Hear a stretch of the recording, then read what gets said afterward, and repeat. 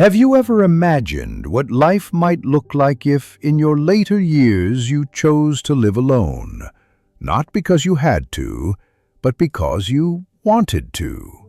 Most people assume living alone in old age is a last resort, something lonely, quiet, even sad. But what if that idea is completely backward? What if solitude, true peaceful solitude, isn't the absence of connection, but the gateway to a more meaningful, fulfilling, and self-directed life? In today's video, we're not just talking about the practical side of living alone. We're diving into something deeper. We're peeling back the layers to reveal 5 powerful, often overlooked gifts that come with choosing to live solo in your golden years. These gifts aren't just convenient, they're transformational. They don't just help you survive, they help you thrive. So if you've ever wondered what life could look like when you finally give yourself permission to live for you, this is for you. Let's begin.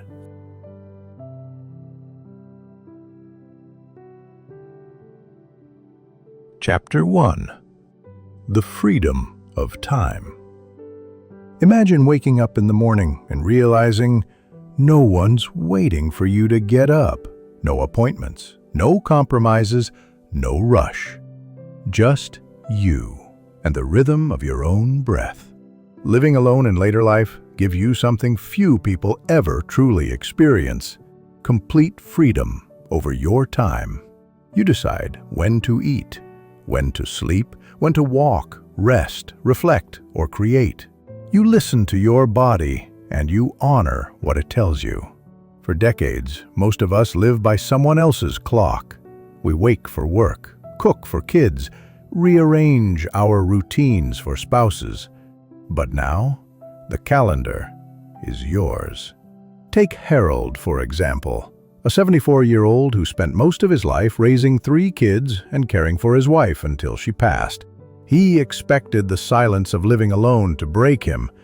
Instead, it healed him. He started waking slowly, drinking coffee while watching the sunrise instead of rushing out the door. He read novels he never finished.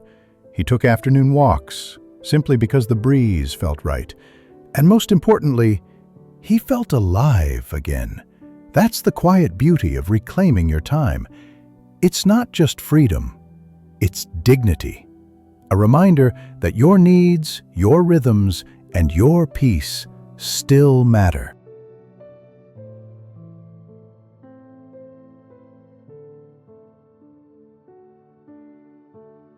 Chapter 2. Emotional clarity through quiet. Let's talk about something few people admit out loud. Sometimes the hardest part of aging isn't the physical shift, it's the emotional noise that never quiets. But when you live alone, a new door opens. Suddenly, the emotional volume of the world turns down. No more adjusting to someone else's moods, no more conflict in the kitchen, no more tension woven into everyday conversations, just stillness, and with it, clarity. Judith, age 78, used to fear silence. She kept the radio on all day. The TV ran from morning till night. But one day, something changed. She turned it all off. And for the first time in decades, she heard her own voice. She journaled, sat by the window with tea. She cried sometimes, not because she was sad, but because she was finally feeling again. She said, "It's like I found pieces of myself buried under decades of noise." When you live alone, that kind of emotional space allows old wounds to heal.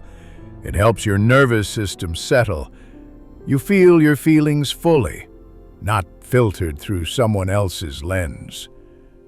And that emotional peace, it's not emptiness, it's homecoming.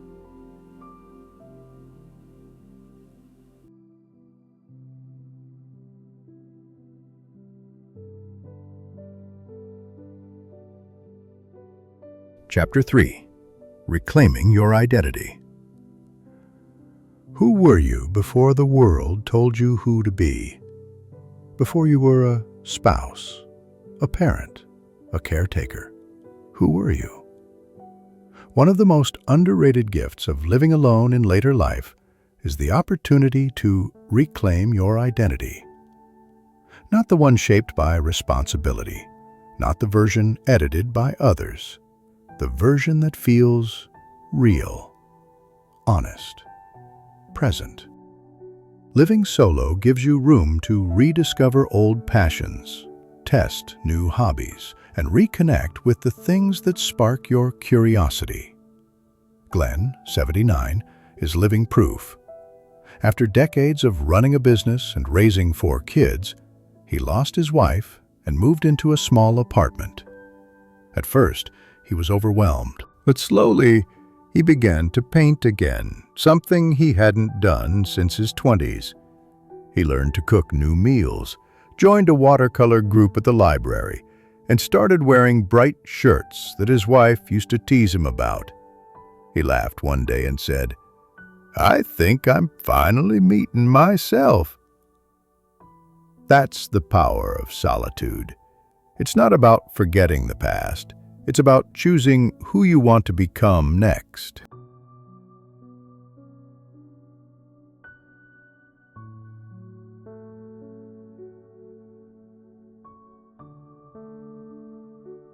Chapter 4.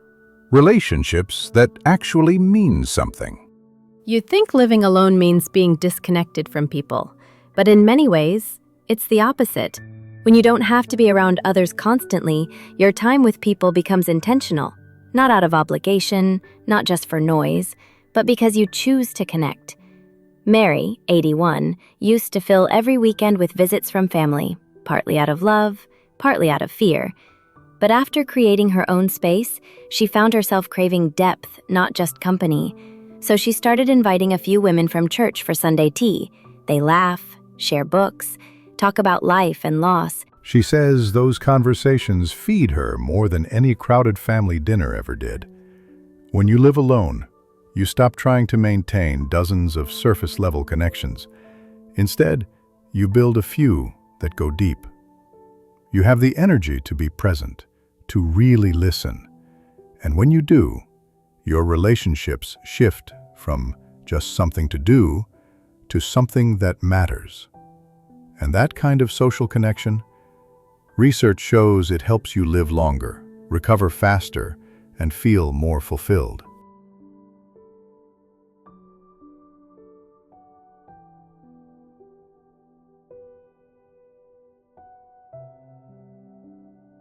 Chapter 5. A space that heals, not drains. Finally, let's talk about your environment. Because when you live alone, your home doesn't just belong to you, it supports you. You arrange things for ease and safety. You light the room the way you like it. You decorate in colors that soothe you, not what someone else prefers. Robert, 83, moved into a smaller home after losing his wife. Instead of keeping everything the same, he redesigned it from scratch. He chose pale blue walls, added plants by the window, and hung photos of places he still wants to visit. He even made a corner just for meditation. He said, "Now I walk in the door and feel like the house is hugging me." That's what a true sanctuary feels like. It's clean, simple, safe. No clutter, no chaos, no conflict. Experts call this environmental control, but you might just call it peace. When your surroundings reflect your soul, every day starts to feel a little easier, a little lighter, and a lot more like yours.